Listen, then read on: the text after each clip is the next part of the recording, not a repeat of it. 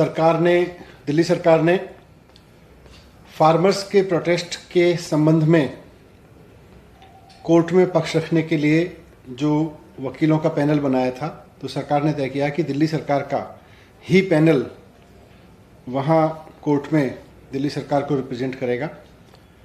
पहले भी दिल्ली सरकार ने इसका पैनल बनाया था, तो केंद्र सरकार ने एलजी साहब के माध्यम से उसको रिजेक्ट करने की कोशिश की थी, पर आज दिल्ली सरकार ने तय किया कि दिल्ली का ही पैनल रिप्रेजेंट करेगा। ये तो आज दिल्ली सरकार ने तय किया, लेकिन ये बड़ा अनफॉर्चुनेट है कि केंद्र सरकार एलजी साहब के माध्यम से लगातार दिल्ली की चुनी हुई सरकार के काम में हस्तक्षेप कर रही है। वकीलों की नियुक्ति ट्रांसफर्ड सब्जेक्ट है, जो ट्रांसफर्ड सब्जेक्ट का मतलब है कि संविधान के हिसाब से दिल्ली की चुनी हुई सरकार को करनी है, लेकिन एलजी साहब बार बार उसमें हस्तक्षेप कर रहे हैं। मैं यहाँ सबके संज्ञान में लाना चाहता हूँ कि संविधान में एलजी साहब को कुछ अधिकार दिए गए हैं। केंद्र सरकार के कुछ काम है, दिल्ली सरकार के कुछ काम है, और एलजी साहब को कुछ अधिकार दिए गए हैं।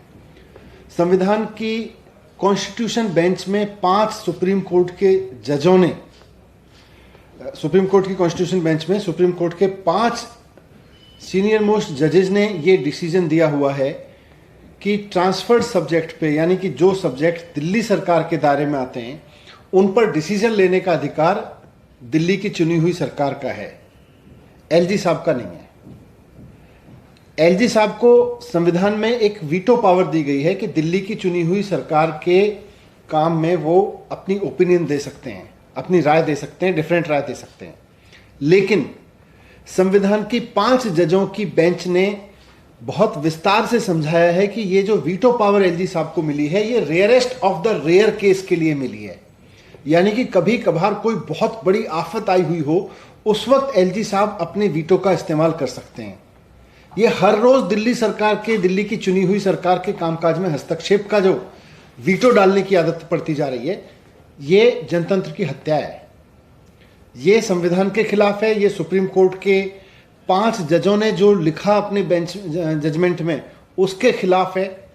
ये कॉन्स्टिट्यूशन के, ये लोकतंत्र के खिलाफ है पूरी तरह से कि चुनी हुई सरकार के काम में एलजी साहब इस तरह से हस्तक्षेप करें। वो कभी राशन का काम रोक देते हैं कि राशन की डोर स्टेप डिलीवरी नहीं हो सकती, कभी कहते हैं दिल्ली सरकार वकील नहीं लगा सकती, कभी किसी और काम को रोक देते हैं, कभी किसी और काम को रोक देते हैं। दिल्ली की जनता ने अरविंद केजरीवाल जी को अपना मुख्यमंत्री चुना है। दिल्ली की जनता ने अरविंद केजरीवाल जी के नेतृत्व में अपनी सरकार चुनी है। तो चुनी हुई सरकार को काम करने दें, उसको बार बार हस्तक्षेप ना करें। आपको संविधान में वीटो पावर मिली है एलजी साहब को, लेकिन वो वीटो पावर सुप्रीम कोर्ट के 5 जजों ने उसको डिफाइन किया है कि वो rarest of the rare case में होगी। ये रोजाना वकील कौन लगाएगा, आज के केस में किसानों ने अगर प्रदर्शन कर दिया तो वकील कौन लगेगा, इन सब में ये rarest of the rare case नहीं है। इस तरह के केसेस में जब आप अपनी वीटो पावर इस्तेमाल करते हैं तो आप कॉन्स्टिट्यूशन का भी मजाक बनाते हैं, सुप्रीम कोर्ट के जजमेंट्स का वायलेशन करते हैं और साथ साथ में जनतंत्र की हत्या करते हैं।